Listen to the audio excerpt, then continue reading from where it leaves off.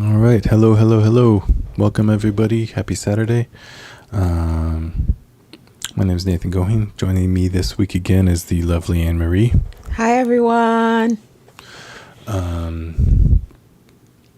So thank you for tuning in. Hope you've had a great day and have had a great weekend so far. As always, if you have any questions or comments or anything, just drop them in the chat. And we will hopefully see those. Jumping right in to today's quote, I found this one earlier, and I really liked it. It says, "Your living is determined not so much by what life brings to you as by the attitude you bring to life. Not so much by what happens to you as by the way your mind looks at what happens." And that was said by Khalil Gibran, who is a fantastic writer, amongst other things. If you're interested, look him up. His last name is spelled Gibran. And so this kind of caught my attention. I mean, there's obviously many people who've said similar things to it. You know, it's your mindset that matters, not what happens to you. It's not the problem that's bothering you. It's not the problem that's the issue. It's how you react to like perceiving the problem or whatever. But this one, for some reason, caught my attention. Maybe it's just because of where I was in the music that I was working on, but it was kind of a reminder to me to be okay with maybe not knowing what's going on and just going with kind of like my intuition as opposed to like trying to analyze something. Like I'm working on this piece of music for the next full moon, and usually I'm like, okay, these notes are gonna go here, these notes are gonna go here. But with this piece, I was kind of like, you know what? I'm just gonna record a bunch of notes and just kind of see where they land. Just going to I don't know, kind of be a little bit more open maybe, and just kind of like trust myself and my ears a little bit more. So I think that that's kind of like a parallel in determining that, you know, this is the attitude I'm bringing to the sounds. I'm bringing the attitude of you know, just trusting my intuition more, I guess is the bottom line. Do you have any thoughts on that quote, Anne-Marie? Yeah, I think, like you said, somebody has said that quote in one form or another. And I think it's a great quote. I think it's the kind of words or energy that helps us to manage our reality, especially when things are not going great, because when things are going great, you don't really think about your attitude towards it because you're kind of more in the moment. But I think it's when things are going bad that you really have to pay attention to how you're approaching the situation. And yeah, it does matter how you approach it. I think in past podcasts or where we've had discussions, I tell you that I'm always approaching situations saying, what is it that I need to learn at this moment? And so by doing that, it kind of helps me to stay in a space of not focusing too much on the negativities, but rather focusing on how can I make this a situation of value to me, even though it's causing me problems in some ways. So I think when you talk about that quote, to me, it might more for me, I approach it more when I'm thinking about the negative things that are happening to me versus when I'm happy and I'm in the moment. And for some people, it might be like you're happy in the moment. You're like, what is the next bad thing going to happen? So in that respect, I think, yeah, this quote would be like, hey, let's not approach it that way. Let's just chill and understand how mind over matter works and how your attitude towards whatever the situation is will give you more value or give it more value for you. Okay. Okay. Nice. That sounds good. I'm still trying to I should have written this beforehand, honestly. I'm still trying to exactly say the words that I mean in regards to like music. I heard someone else talking earlier, and they're like, if you go into a collaboration and you are ready to discount a part of your collaborator, then you're already losing so much information. And I think that's something that I've definitely done in the past, and I think that's probably something that we've all done to some extent or to the other. And I think that's obviously all about mindset. So if we go into a situation with a mindset of rigidity, then we're really limiting our possibilities. And similarly, when life happens to us, if we have a very specific mindset, it's very the possibilities are limited as opposed to kind of more open-ended. And tying it one last thing into this piece of music that I was working on was, I consider the piece of music that I recorded collaborative.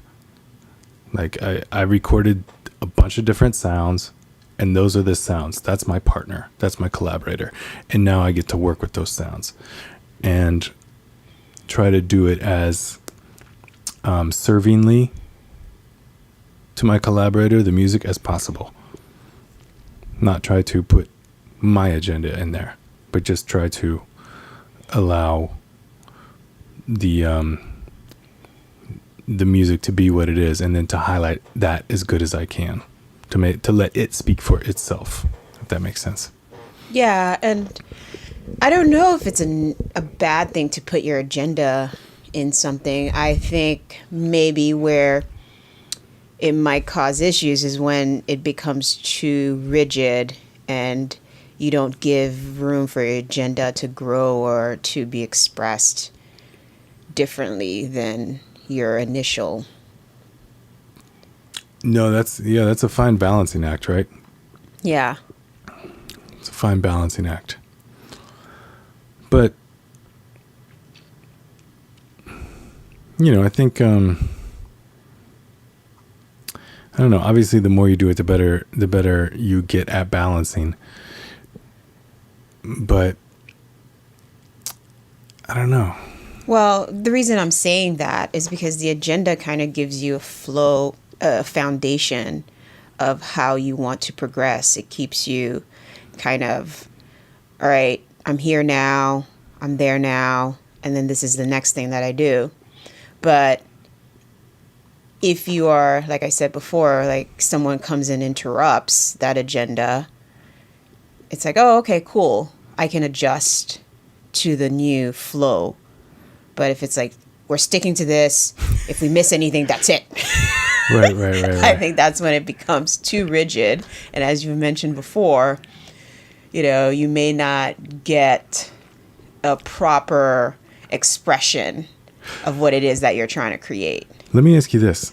When you were in your painting regular days, did you ever just put colors on the canvas and then kind of work them out from there? Honestly, I cannot remember. What I do remember doing is I would have an agenda of what is it that I want to do today. That day I could be like, I want to work on shapes. I want to work on composition. I want to work on seeing how these colors interact with each other. So I can't say that I consistently was like, I want to see how blue and red work together and then just work with blue and red for X amount of time, because it was just not, for me, it wasn't financially feasible.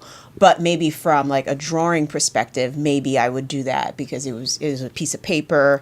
You could, it's more financially feasible to do it on paper, drawings and stuff like that. The materials. Than it is to do it in a painting, because you can buy inexpensive paper, you can buy inexpensive chalk, pencils, and then work through that way. But with the painting, it was like the agenda was there as to what I was approaching when I was painting, but I allowed myself to go off script if there was a different story being told. That's kind of, I think, what's interesting is if a different story starts getting told, then you kind of like follow that path down that story to see what it's all about. Yeah. And I think that being open to that and having that mindset is kind of the kernel of that quote, is like, you got to have your mind loose and limber and stretched out to where it can go to these different possibilities, if that's what is being shown to you. Yeah. And as you were saying that, it kind of I was just picturing a rubber band. One, like you can stretch it, but it goes back to its form. Right. You can stretch it again, but it goes back to its form. Yeah. So that's what I was picturing when you were saying that. Allowing your mind to be loose and flexible. Yeah. It's it's a very interesting concept. But I have a funny story. Is that okay? Yeah, of sure. course. It's kind of going off script, but that's what I'm here for, to go off script. Right. So, mind over matter, right? So we were in Kansas at a football game, and it was cold. It was cold, y'all. And I thought I prepared. I had like lining on. I had really thick socks on.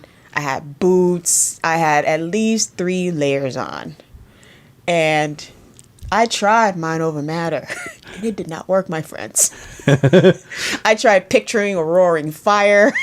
I tried picturing a heat wave. As my limbs gave out, I stopped feeling them. And I was like, where am I? You're in Kansas in December.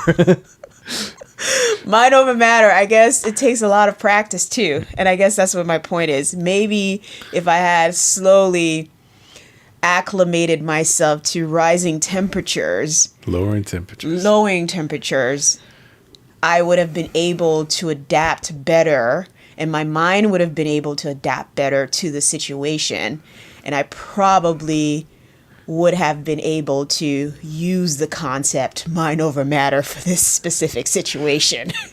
So long story short, yeah, mind over matter doesn't happen overnight. Right. You can't, there's a highly chance that if you have a certain kind of rigidity about you or a certain agenda, that you'll be able to change it right away. Give yourself the space to do it and be okay that it might take you time. It might take you time. It's like yoga. It takes a long time to get flexible. Yeah, it does. But the end results, right? Yep. It's definitely worth it. Yep. Exactly. Just like that cool football game we got to go to. It was worth it, and I felt like I ruined it for everybody because I was so cold. Meanwhile, his brother is sitting there with like a sweatshirt on, and I'm like, really? Oh man. Yeah. Good times. I don't remember the last time I was that cold, but it was pretty darn cold. It was very cold. It was very cold. Yeah. All right. I think with that, maybe we'll sign off with our warmth and loving energy that we're sending you. We'll sign off. Always. Don't forget to like, share, subscribe, comment, share. Right. Check out the description. There's links in there to Anne-Marie's stuff. There's links in there to my stuff. There's also a Venmo link in there. If anybody has some financial support they send our way, that's awesome and appreciated. Anything else? No. As always, it's great chatting with you guys. I look forward to reading your comments and to getting to know you better. And I hope you enjoyed that story because It was from my heart. It was cold at the time, but now it's warm. And thank you for sharing your warm-hearted story with us. All right. Bye-bye. Bye, everyone.